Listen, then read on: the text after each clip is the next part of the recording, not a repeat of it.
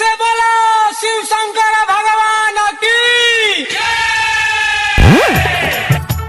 बड़ी बचताई में आगे रानी बड़ी बचताई में आगे बड़ी बचताई में आगे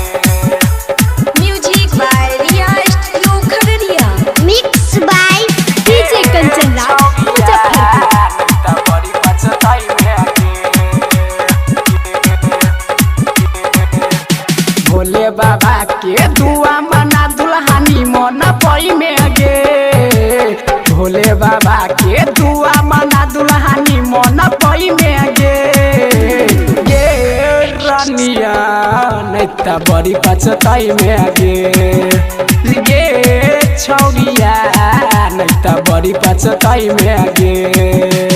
भोले बाबा के दुआ मना दुल्हनी मन पई में आगे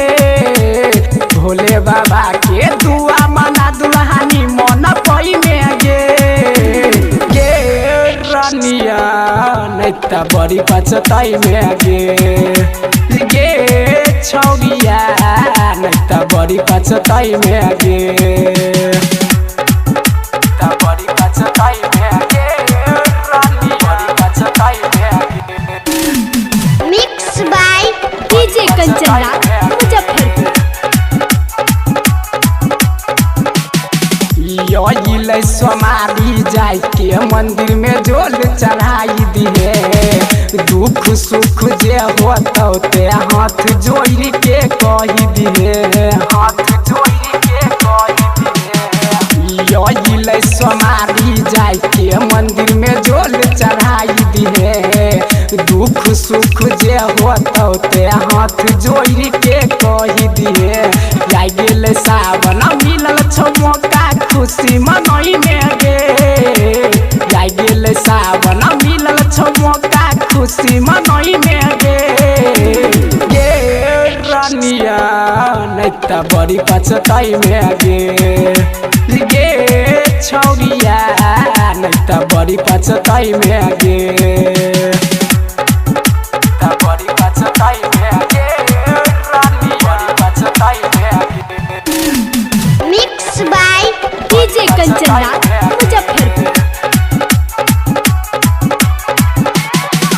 मिलतौ खानदानी तोरा खिलतौ नजर में बापू धर दिलवर दीवाना पूजा करै छौ जर में पूजा करै छौ जर में मिलतौ खानदानी तोरा खिलतौ नजर में बापू धर दिलवर दीवाना पूजा करै छौ जर में भोले बाबा के दुआ मना दुल्हनी मन पई में गे भोले बाबा के दुआ मना दुल्हनी मन पई में गे गे रानिया नैता बड़ी पछताई में गे गे छौरिया नैता बड़ी पछताई में गे भोले बाबा के दुआ मना दुल्हनी मन पई में गे भोले बाबा के दुआ मना दुल्हनी मन पई में गे गे रानिया नैता बड़ी पछताई में गे गे छौरिया नैता बड़ी पछताई में गे recording by Riya studio Khagaria